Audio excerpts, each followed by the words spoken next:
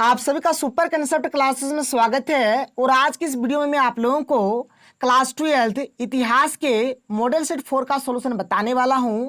और ये जो हमारा मॉडल पेपर है ये टर्म 2 का है। तो चलिए सर एक एक करके स्टार्ट करेंगे और हर एक क्वेश्चन को बहुत ही सिंपल तरीके से और इजी तरीके से समझेंगे। बिल्कुल भी आपको टेंशन नहीं लेना है। हर एक चीज को यहाँ पर मैं आपको बहुत ही सिंपल और ईजी लैंग्वेज में बताने वाला हूँ।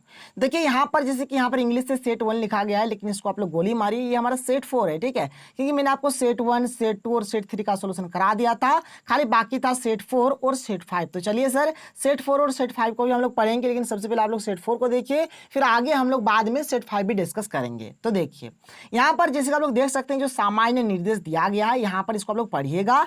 और यहाँ पर कुल मिलाकर यहाँ पर 19 प्रश्न है और एक एक करके हम लोग हर एक प्रश्न का यहाँ पर आंसर देख रहे हैं। तो चलिए देखते हैं यहाँ पर हमारे पास जो सबसे पहला जो प्रश्न है क्या है, एकदम अति लघु वाला जो है, ठीक है। यहाँ पर हम लोग क्या देख रहे हैं, इतिहास का सेट 4 यानी कि हिस्ट्री का सेट 4। और हमारे पास जो सबसे पहला जो प्रश्न है क्या है कि 1857 की क्रांति का नेतृत्व किसने किया था। किसने किया था, याद रखिएगा मंगल पांडे ने किया था। किसने, मंगल पांडे ने। अगला प्रश्न देख लेते हैं। अगला जो प्रश्न है क्या है, क्वेश्चन नंबर 2। तो क्वेश्चन नंबर 2 हमारे पास क्या है, देख लीजिए कि महात्मा गांधी को महात्मा की उपाधि किसने दी थी। देखिए महात्मा गांधी को महात्मा का जो उपाधि था किन्होंने दिया था, आपको बताना है। तो ये जो उपाधि है रविंद्रनाथ टैगोर ने दिया था। किन्होंने दिया था, रविंद्रनाथ टैगोर। इसका बिल्कुल सही आंसर हो जाएगा। अगला जो प्रश्न है क्या है, देख लीजिए यहाँ पर क्वेश्चन नंबर 3। क्वेश्चन नंबर 3 हमारे पास है कि कांग्रेस ने किस गोलमेज सम्मेलन में भाग लिया था। तो कांग्रेस जो था ना सर, वह दूसरे गोलमेज सम्मेलन में भाग लिया था। ये दूसरे गोलमेज सम्मेलन में भाग लिया था। और ये जो हमारा दूसरा गोलमेज सम्मेलन है कब हुआ था, तो 7 सितंबर 1931 को हुआ था। कब हुआ था, 7 सितंबर 1931 को हुआ था। आगे देखिए यहाँ पर जो क्वेश्चन नंबर 4 दिया गया है क्या है कि अकबरनामा किसकी रचना है। तो ये जो आपका अकबरनामा है ये अबुल फजल की रचना है। किसकी रचना है, अबुल फजल की रचना है। अगला प्रश्न देख लीजिए क्वेश्चन नंबर 5। क्वेश्चन नंबर 5 बहुत ही इंपॉर्टेंट है और ये क्वेश्चन आप लोग क्लास 11 से पढ़ते हुए आ रहे हैं। क्या है क्वेश्चन कि संविधान सभा के स्थायी अध्यक्ष कौन थे। तो डॉक्टर राजेंद्र प्रसाद जो थे वो संविधान सभा के स्थायी अध्यक्ष थे और डॉक्टर सच्चिदानंद सिन्हा को संविधान सभा का अस्थायी अध्यक्ष बनाया गया था। और यहाँ पर जो डॉक्टर राजेंद्र प्रसाद ये जो संविधान सभा के जो स्थायी अध्यक्ष थे, इन्हें आगे चलकर भारत का प्रथम राष्ट्रपति बनाया जाता है। ठीक है सर, आगे चलिए यहाँ पर क्वेश्चन नंबर 6 देख लेते हैं। क्वेश्चन नंबर 6 है हमारे पास कि महात्मा गांधी के राजनीतिक गुरु कौन थे। तो यहाँ पर आपको बताना है कि महात्मा गांधी के जो राजनीतिक गुरु थे कौन थे। तो यहाँ पर इसका सही आंसर हो जाएगा गोपाल कृष्ण गोखले। गोपाल कृष्ण गोखले जो थे वह महात्मा गांधी के राजनीतिक गुरु थे। आगे चलिए अगला प्रश्न देख लेते हैं क्वेश्चन नंबर 7। क्वेश्चन नंबर 7 यहाँ पर क्या है कि कैबिनेट मिशन योजना के अध्यक्ष कौन थे। तो कैबिनेट मिशन योजना जो आया था हमारा देश भारत, तो इसके मतलब जो थे ना, मतलब अध्यक्ष कौन थे, तो लॉर्ड पैथिक लॉरेंस थे। कौन थे, लॉर्ड पैथिक लॉरेंस। अब देखिए यहाँ से तो हमारे ये तो जो 7 नंबर तक था ये तो मतलब छोटा मोटा क्वेश्चन था, यानी कि अति लघु वाला जो था। अब यहाँ से हमारा लघु वाला प्रश्न स्टार्ट हो जाता है। एक एक करके डिस्कस करेंगे बहुत ही सिंपल तरीके से, इजी तरीके से। देखिए क्वेश्चन नंबर 8 जो हमें दिया गया है क्या है कि साइमन कमीशन पर प्रकाश डालें। यहाँ पर आपको साइमन कमीशन के बारे में बताना है कि साइमन कमीशन क्या था, कब इसका गठन हुआ, क्या मतलब क्या इसका उद्देश्य था, किस वर्ग को करने के लिए इसका गठन किया गया था, हर एक चीज डिस्कस करते हैं। तो देखिए सबसे पहला बात यहाँ पर देख लीजिए साइमन कमीशन में क्या है। तो साइमन कमीशन का गठन 8 नवंबर 1927 को भारत में संविधान सुधारों के अध्ययन के लिए किया गया था। बात क्लियर। जो साइमन कमीशन है ना सर, साइमन कमीशन का गठन मतलब भारत में किया गया था 8 नवंबर 1927 को, ताकि भारत में जो संविधान में कुछ सुधार किया जा सके। अब आगे चलिए देखिए यहाँ पर क्या है, इस कमीशन के अध्यक्ष सर जॉन साइमन थे। इन्हीं के नाम पर इस कमीशन का नाम साइमन कमीशन रखा गया था। ये जो मतलब जो आप देख पा रहे हैं साइमन कमीशन, ठीक है, ये जो आयोग है साइमन आयोग आप बोल सकते हैं। तो ये जो है ना सर, इसके जो अध्यक्ष थे सर जॉन साइमन थे और इन्हीं के नाम पर इसका नाम साइमन कमीशन रखा गया था। इस आयोग के सभी सदस्य अंग्रेज थे। इसमें ये जो साइमन कमीशन बनाया गया था, इसमें जितने भी मेंबर्स थे, जितने भी सदस्य थे, सब के सब क्या थे, अंग्रेज थे। भारत में इसका विरोध हुआ। भारत में इसका विरोध इसलिए हुआ क्योंकि मतलब यहाँ पर ये जो था ना, इसमें एक भी सदस्य भारतीय नहीं थे। क्या है, आयोग में एक भी भारतीय सदस्य नहीं थे, सारे सदस्य अंग्रेज थे। यहाँ पर ये जो साइमन कमीशन है, साइमन कमीशन का भारत में विरोध होता है। विरोध इसीलिए होता है क्योंकि जो साइमन कमीशन है ना, साइमन कमीशन में एक भी भारतीय सदस्य नहीं थे, बल्कि सारे के सारे अंग्रेज सदस्य थे। आगे क्या है कि 1928 में जब साइमन कमीशन भारत पहुंचा तो उसका स्वागत साइमन कमीशन वापस जाओ के नारों से किया गया।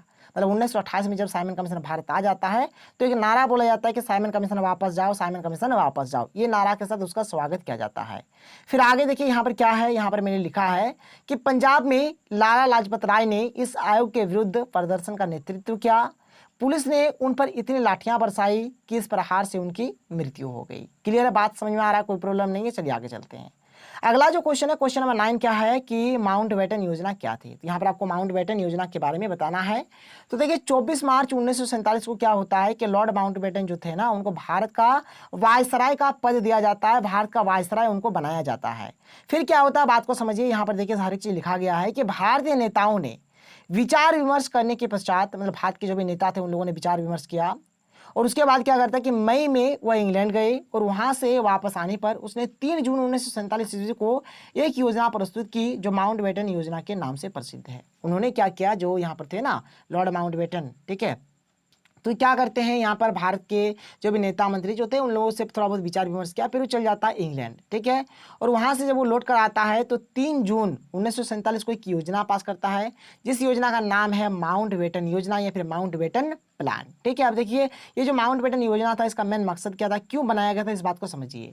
तो माउंटबेटन योजना के तहत भारत और पाकिस्तान का बंटवारा हुआ था, ठीक है। भारत और पाकिस्तान का उस टाइम बंटवारा चल रहा था, हर तरफ दंगे ही दंगे हो रहे थे, तो उस टाइम मतलब माउंटबेटन योजना इसलिए लाया गया था ताकि भारत और पाकिस्तान का बंटवारा हो जाए।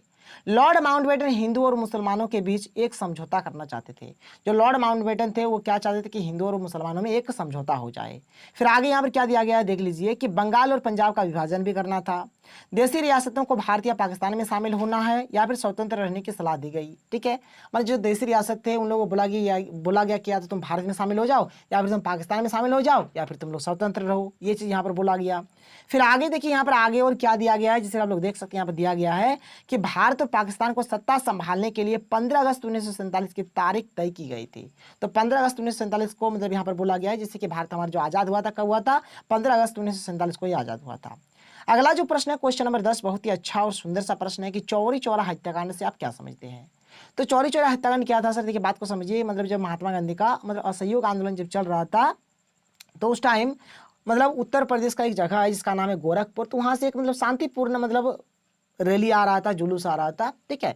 तो पुलिस से थोड़ा मुठभेड़ हो जाता है जिसके चलते जो वहाँ के मतलब जो लोग थे, जो जुलूस में लोग थे, उन लोग क्या करते हैं एक पुलिस थाने में आग लगा देते हैं, जिससे वहाँ से क्या होता है 22 पुलिसकर्मियों की मौत हो जाती है। और ये जो घटना होता है इसी को बोला जाता है चौरी चौरा हत्याकांड, जो कि मैंने लिख दिया है, आप लोग समझ लीजिए, बात को पढ़ लीजिए। क्या है कि असहयोग आंदोलन के दौरान 5 फरवरी 1922 ईस्वी में गोरखपुर, जो कि हमारे उत्तर प्रदेश में है, स्थित चौरी चौरा बाजार, एक बाजार का नाम है चौरी चौरा, से गुजर रहा एक शांतिपूर्ण जुलूस पुलिस के साथ हिंसक टकराव में बदल गया, ठीक है। आ रहा था पुलिस के साथ उन लोग हिंसक टकराव में बदल गया। फिर क्या होता है कि उग्र भीड़ ने थाने में आग लगा दी, जिसके परिणाम स्वरूप 22 पुलिसकर्मियों की मौत हो गई।